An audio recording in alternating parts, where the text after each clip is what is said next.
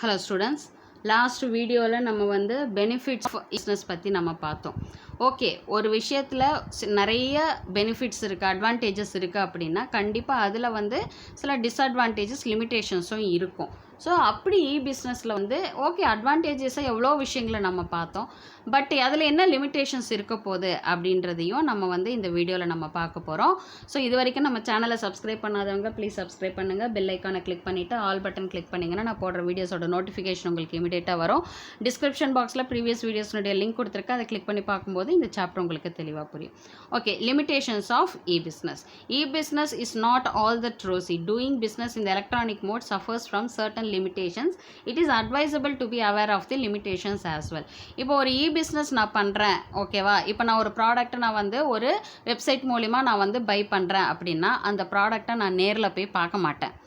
Just அவங்க கொடுக்குற அந்த டிஸ்கிரிப்ஷன், அந்த ப்ராடக்டை பற்றின இன்ஃபர்மேஷன்ஸை பார்த்துட்டு தான் நான் என்ன பண்ணுறேன், அந்த ப்ராடக்டை நான் வாங்குகிறேன்.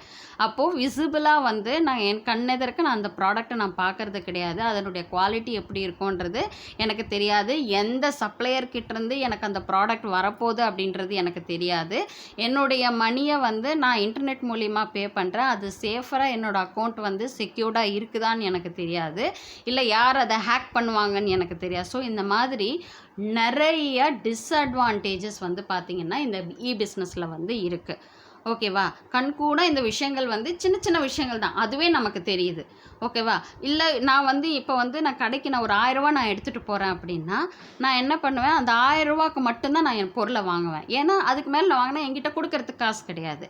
ஆனால் இன்றைக்கி டிஜிட்டலைஸ்ட் ஆனதுனால நான் 1000 ரூபாய்க்கு ஒரு பொருளை வாங்கணும்னு நினச்சி போகிறேன், ஆனால் நான் வந்து 2000 ரூபாய்க்கு 3000 ரூபாய்க்கு நான் பொருளை வாங்குகிறேன். காரணம் என்ன அப்படின்னா என்கிட்ட கார்டு இருக்குது, அந்த கார்டை பேஸ் பண்ணி நான் என்ன பண்ணிடுறேன், கார்டில் தானே பே பண்ணுறோம், நம்ம எவ்வளோ வேணால் வாங்கிக்கலாம் அப்படின்ற ஒரு லிமிட்டே இல்லாமல் நம்ம என்ன பண்ணிடுறோம், பர்ச்சேஸ் பண்ணிடுறோம். காசு இருக்கும்போது அந்த காசு லிமிட்டுக்கு வரைக்கும் தான் நம்ம பர்ச்சேஸ் பண்ணுறோம். பட் நம்ம இந்த மாதிரியான டிஜிட்டலைஸ்டாக நம்ம பே பண்ணும்பொழுது ஒரு வரைமுறை இல்லாமல் நம்ம வந்து செலவு பண்ணக்கூடிய ஒரு சூழல் வந்து இன்றைக்கி வந்து ஏற்படுது. ஓகேவா, ஸோ இந்த இ-பிஸ்னஸ் மூலிமா என்னென்ன லிமிட்டேஷன்ஸ் எல்லாம் நம்ம ஃபேஸ் பண்ணுறோம் அப்படின்றது தான் பார்க்க போகிறோம். Low personal touch. ஆப்வியஸ்லி என்ன ஆகும், இப்போ நான் ஒரு ட்ரெஸ்ஸே நான் வாங்க போகிறேன் அப்படின்னா நான் என்ன பண்ணுவேன், இப்போது ஒரு இன்டர்நெட் மூலிமா வாங்குறேன்னா அவன் டிஸ்கிரிப்ஷன் போட்டுருவான், இந்த ட்ரெஸ் வந்து காட்டன் கிளாத்து, ஓகேவா, இது வந்து இவ்வளோ மீட்டர்ஸ் துணி இருக்கும் அப்படின்ட்டு அதை பற்றி டிஸ்கிரைப் பண்ணிவிடுவாங்க. நாமளும் அதை பார்த்துட்டு ஓகே காட்டன் துணி, பட்டு அது வரும்போது நமக்கு என்ன தெரியும், அது ஒரு மிக்சட் காட்டனாக கூட இருக்கலாம். ஓகேவா, நம்ம பியோர் காட்டன் நினச்சி வாங்குவோம், ஆனால் அவன் கொடுத்தது மிக்சட் காட்டனாக இருக்கும். இதுவே நான் ஒரு கடைக்கு போகிறேன் அப்படின்னா நான் என்ன பண்ண முடியும், அந்த கிளாத்தை என்னால் டச் பண்ணி பார்க்க முடியும். ஓகேவா, என்னால் டச் பண்ணி பார்க்க முடியும், அந்த கிளாத்து குவாலிட்டியாக இருக்குதா, மட்டமான துணியான்றது என்னால் பார்க்க முடியும், நான் கொடுக்குற மணி அதுக்கு வர்த்தியா அப்படின்றத என்னால் அனலைஸ் பண்ண முடியும். ஓகேவா, ஆனால் இ-பிஸ்னஸில் அது பாசிபிலிட்டி கிடையாது. Hi-tech it may be e-business, however lacks warmth of interpersonal interactions. So interaction அப்படின்றது வந்து இந்த இன்டர்நெட்டை பொறுத்த வரைக்கும் வந்து இந்த இ-பிஸ்னஸை பொறுத்த வரைக்கும் ரொம்ப கம்மி. அது ஹைடெக்காக இருக்கிற மாதிரி நமக்கு தெரியும், நான் இன்டர்நெட்டில் வாங்கினேன் அப்படின்றது ஹை லெவலாக இருக்கலாம், பட் நமக்கு அந்த ப்ராடக்டோடு நமக்கு இருக்கிற அந்த இன்ட்ராக்ஷன் அப்படின்றது வந்து ரொம்ப கம்மி. To this extent, it is relatively less suitable mode of business in respect to product categories requiring high personal touch such as garments, toiletries, etc. இப்போ நான் ஒரு பர்ஃப்யூம் வாங்குகிறேன், அந்த பர்ஃப்யூமை வந்து ஓகே நம்ம ஒரு ஃபேமஸான பிராண்டட்னா உடனே வந்துட்டு ஓகே இது எப்படி இருந்தாலும் நல்லா தான் இருக்கும், இந்த ப்ராடக்ட் நல்லா தான் இருக்கும் அப்படின்னு நம்மளே ஒரு கால்குலேஷன் பண்ணி நம்ம அந்த பர்ஃப்யூமை வாங்கிடுவோம். பட் வீட்டுக்கு வரும்போது நமக்கு அந்த பர்ஃப்யூம் மேபி நமக்கு பிடிக்காம போகலாம். ஆனால் இதுவே நான் ஒரு கடைக்கு போகிறேன் அப்படின்னா நான் அந்த பர்ஃப்யூமை வந்து நான் வந்து சாம்பிளுக்கு எடுத்து என்னால் அதை ஸ்மெல் பண்ணி பார்த்துட்டு ஓகே இது வேணுமா வேணாமான்றதை நான் டிசைட் பண்ணுவேன், இந்த ப்ரைஸுக்கு இது வர்த்தியா இல்லையான்றதை நான் அனலைஸ் பண்ணுவேன். ஆனால் இ-பிஸ்னஸில் வந்து அந்த பாசிபிலிட்டி வந்து கிடையாது. இப்போ கார்மெண்ட்ஸ்க்கு நான் வந்து டெக்ஸ்டைல்ஸ் போகிறேன்னா என் ட்ரெஸ்ஸை நான் உடுத்தி பார்க்க முடியும், என் சைஸுக்கு எனக்கு கரெக்டாக இருக்கான்னு நான் பார்க்க முடியும் இல்லையா. ஸோ இதெல்லாம் வந்து பார்த்திங்கன்னா இந்த இ-பிஸ்னஸில் வந்து லேகிங் இல்லையா, அது ஒரு டிஸ்அட்வான்டேஜ் தான். அடுத்தது incongruence between order taking, giving and order fulfilment speed. அதாவது பார்த்திங்கன்னா மக்களை ரீச் பண்ணுறது அப்படின்றது வந்து பார்த்திங்கன்னா it will take some time. இப்போ வந்து நான் கடைக்கு போகிறேன் அப்படின்னா நான் என்ன பண்ணுறேன், அந்த ப்ராடக்ட்டை வாங்குகிறேன், எனக்கு பிடிச்சிருக்கு, அந்த ப்ராடக்ட்டை நான் உடனே காசை கொடுக்குறேன், உடனே அந்த ப்ராடக்ட்டை நான் வாங்கிடுறேன். ஆனால் இதுவே நான் ஒரு பிஸ்னஸில் நான் வந்து ஒரு ப்ராடக்ட்டை நான் ஆர்டர் பண்ணுறேன் அப்படின்னா அதுக்கு வந்து ஒரு டைம் டியூரேஷன் வந்து எடுத்துக்கும் இல்லையா? அந்த டைம் டியூரேஷன் வந்து எடுத்துக்கும் போது என்ன ஆகும், ஒன்று இன்டர்நெட் வந்து ஸ்பீடாக இருக்கணும் இல்லையா? இன்டர்நெட் ஸ்பீடாக இருந்தால் தான் டக்குன்னு என்னுடைய எல்லா ப்ராசஸும் கரெக்டாக போகும். இப்போ நான் கரெக்டாக பேமெண்ட் ப்ராசஸ் போகும்போது என்னுடைய இன்டர்நெட் லெவலில் வந்து லோவாக இருந்துச்சு அப்படின்னா என்னுடைய பேமெண்ட் ப்ராசஸ் வந்து லேட் ஆகும். ஓகேவா? ஸோ இமீடியட்டான என்னுடைய டிமாண்ட் வந்து ஃபுல்ஃபில் ஆகாது. அதுதான் இங்கே சொல்லுறாங்க. Information can flow at the click of you mouse but the physical delivery of the product takes time. நம்ம வந்து என்ன பண்ணுறோம், ஒரு மவுஸில் கிளிக் பண்ணி ஒரு ப்ராடக்ட் நம்ம வந்து புக் பண்ணிடுறோம். ஆனால் அது நம்மளை வந்து சேர்றதுக்கு டைம் எடுத்துக்குது. This incongruence may play and patience of the customers. So அது வந்து என்ன ஆகுது, கஸ்டமர்ஸினுடைய ஒரு பொறுமையை வந்து ஒரு பாதிக்கக்கூடிய ஒரு விஷயமாக இருக்குது. At times due to technical reasons websites take unusually long time to open. This may further frustrate the user. So internet வந்து திடீர்னு ஸ்லோவாகிடுச்சு அப்படின்னா ஆட்டோமேட்டிக்காக அந்த ப்ராடக்ட்டை வந்து இப்போ வந்து பார்த்தீங்கன்னா தீபாவளிக்கு இதெல்லாம் பார்த்தீங்கன்னா அமேசானில் நிறைய ஆஃபர்ஸ் போடுறேன்னு சொல்லலாம். அது எல்லாமே கண் துடைப்பு தான். பட் இருந்தாலும் நமக்கு வந்து ஆஃபர் கொடுக்குறான் அப்படின்ட்டு நம்ம என்ன பண்ணுவோம், எல்லாரும் ஒன்றா போய் அந்த ப்ராடக்ட் மேலே போய் விழுவோம். அப்போ என்ன ஆகும், இன்டர்நெட் லெவல் வந்து ஸ்லோவாகும். அப்போ என்ன ஆகும், அந்த ப்ராடக்டை வாங்கணுமா அப்படின்ற ஒரு மைண்ட் செட்டு நமக்கு வந்துடும். இதுவே நான் ஒரு கடைக்கு போகிறேன், எனக்கு அந்த ப்ராடக்ட் எனக்கு பிடிச்சிருக்கு, எனக்கு ஓகே, நான் காசு கொடுத்துட்டு இமீடியட்டாக அந்த ப்ராடக்ட் தான் வாங்கிட்டு வந்துடுவேன். ஆனால் இன்டர்நெட்டில் வந்து பிஸ்னஸில் வந்து அது பாசிபிலிட்டி கிடையாது. அதுக்கு டைம் எடுக்கும்.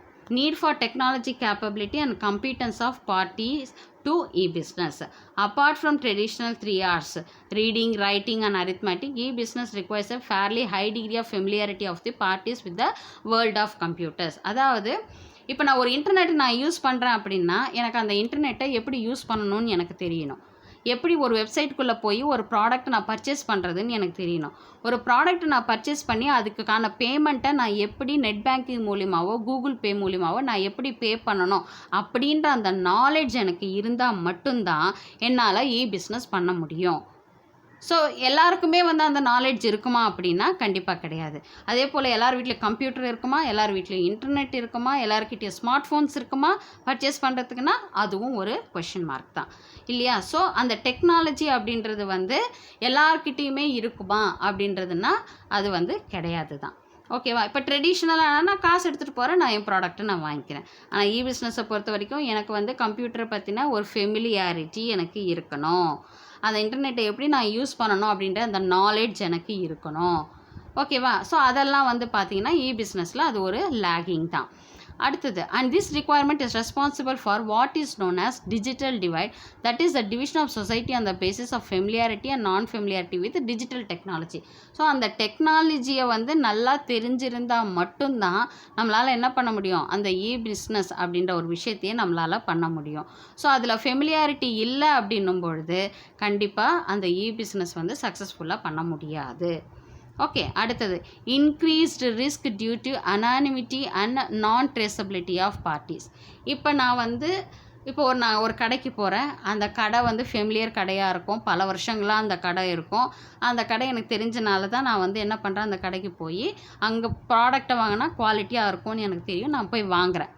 ஓகே, இதுவே ஒரு இன்டர்நெட் மூலியமாக ஒரு வெப்சைட்குள்ளே போய் நான் ஒரு ப்ராடக்டை வாங்குகிறேன் அப்படின்னா அந்த ப்ராடக்டை சப்ளை பண்ணுறவன் எங்கே இருக்கான்னு தெரியாது, அவன் வந்து என்ன மாதிரியான ஷாப் வச்சுருக்கான்னு எனக்கு தெரியாது, எந்த லொக்கேஷனில் இருக்கிறான்னு எனக்கு தெரியாது இல்லையா?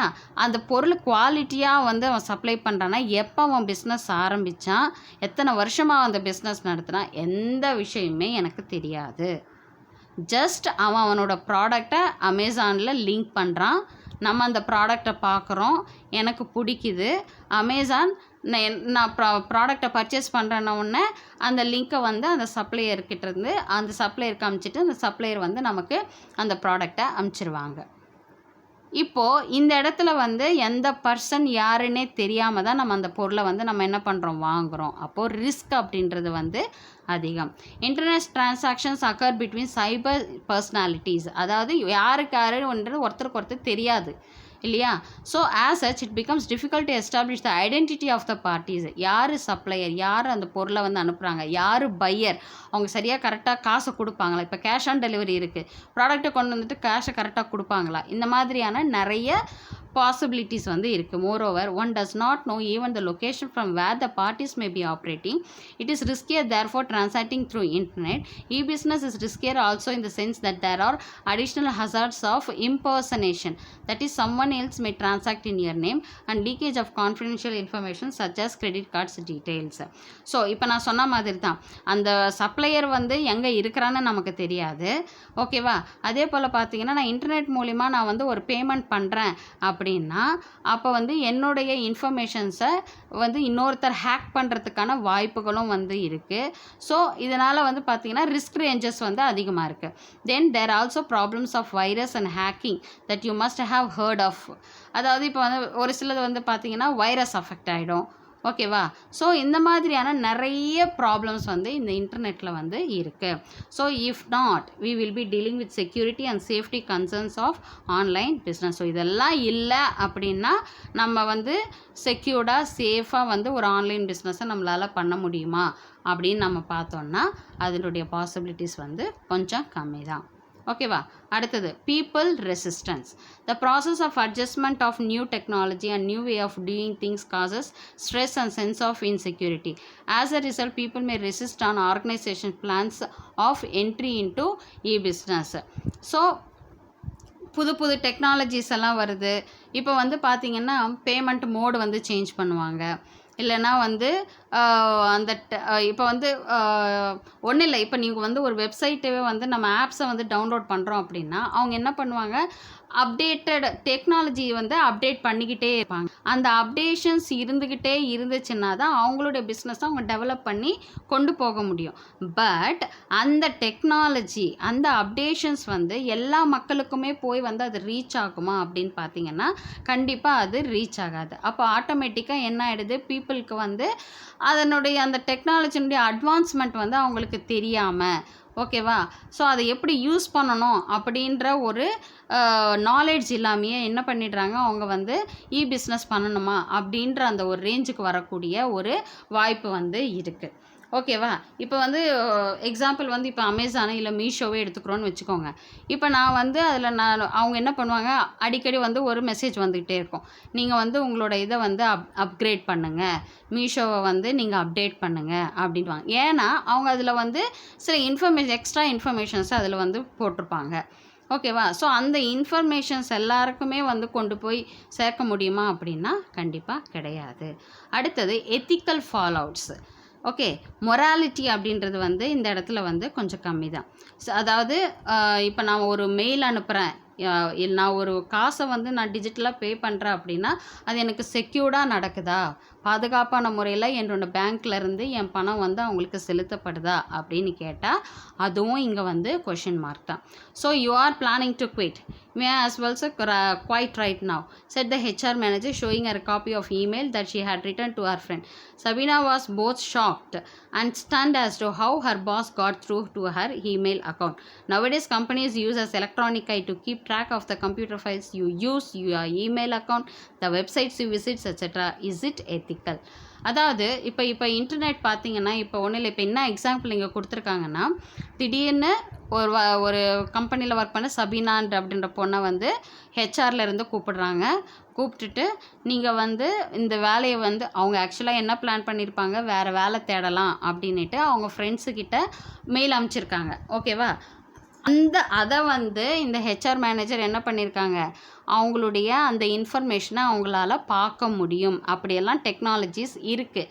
ஸோ அப்போ இந்த கம்பெனியை விட்டு இவங்க போகணுன்னு பிளான் பண்ணியிருக்காங்க அப்படின்ட்டு அந்த ஹெச்ஆர் மேனேஜர் என்ன பண்ணுறாங்க, ஓகே நீங்கள் வந்து இந்த வேலையை விட்டு போகணுன்னு பிளான் பண்ணுறீங்க, அதனால நாங்களே வந்து உங்களை வெளியே அனுப்பிச்சிட்றோம் அப்படின்னு அனுப்பிச்சோன்னா அவங்களுக்கு ஷாக் ஆகிடுது. எப்படி நான் வந்து என் ஃப்ரெண்டுக்கு அனுப்பின இன்ஃபர்மேஷன் எப்படி கம்பெனியில் இருக்கிற ஹெச்ஆர் மேனேஜருக்கு தெரிஞ்சது அப்படின்னு பார்த்தீங்கன்னா நம்ம என்னென்ன மெயில் அனுப்புகிறோம், ஓகேவா, என்னென்ன பர்ச்சேஸ் பண்ணுறதுக்கு எந்தெந்த வெப்சைட்ஸை பார்க்குறோம்.